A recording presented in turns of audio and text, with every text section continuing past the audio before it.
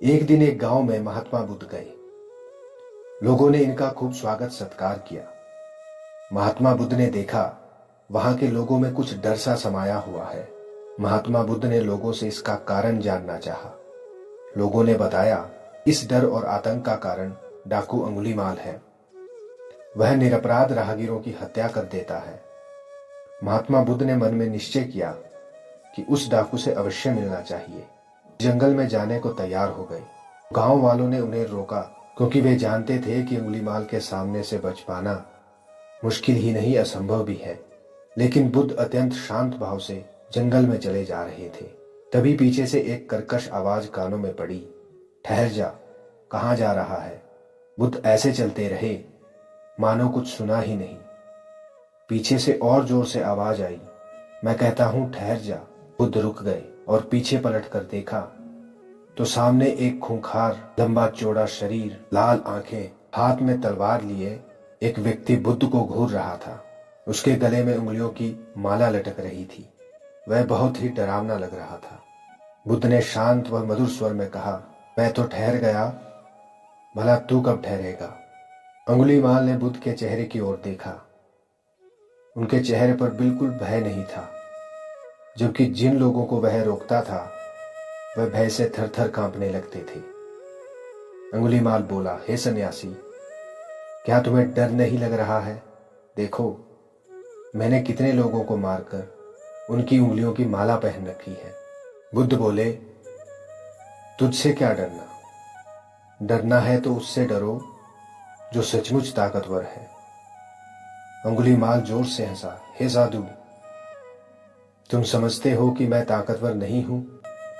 मैं तो एक बार में 10-10 लोगों के सिर काट सकता हूं।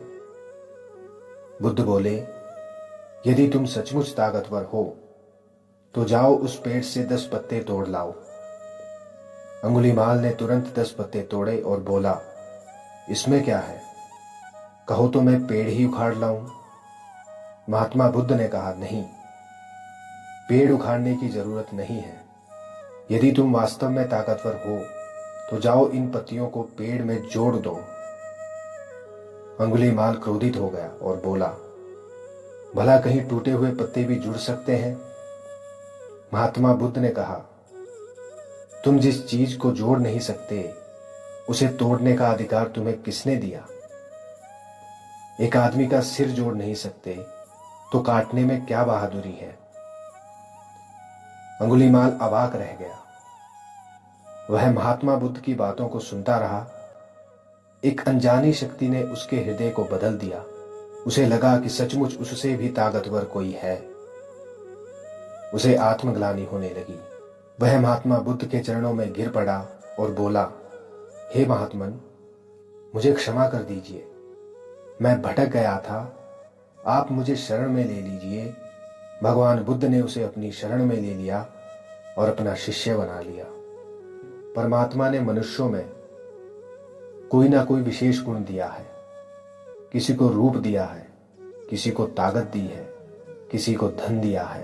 पर अगर आप किसी कुरूप के सामने अपने रूप का बखान करें, किसी निर्धन के सामने अपने धन की धौंस जमाएं, किसी निर्बल के सामने अपनी ताकत की बात सुनाएं, तो आप ये भूल रहे हैं कि आपसे भी ताकतवर, सर्वशक्तिमान, आपसे भी सुंदर, सर्वशक्तिमान, आपसे भी धनवान, सर्वशक्तिमान कोई है जिसने आपको बनाया